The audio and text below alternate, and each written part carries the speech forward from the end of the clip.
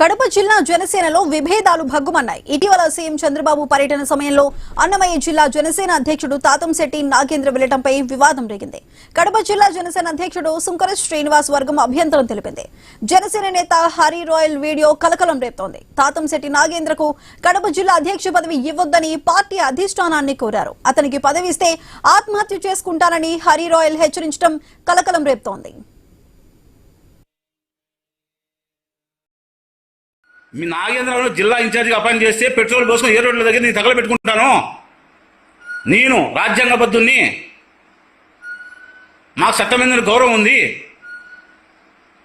ఈ సుంకర శ్రీనివాసరావు అనే వ్యక్తి ఎందుకు రివోల్ట్ కావడం లేదు? ఏ పనికి మాలోడైనా సరే ఏ రోజు జిల్లా వచ్చండి ఎట్ట పని చేస్తానని అడుగుతారు. వానికంటే సిగ్గుసిన వాని తాతంశెట్టి నాగేంద్ర బదులు మా తాతంశెట్టి నాగేంద్ర మా జిల్లాలో జిల్లా ఇన్ఛార్జిగా అపాయింట్ చేసే బదులు ఒక శ్రీరెడ్డిని అపాయింట్ చేయండి.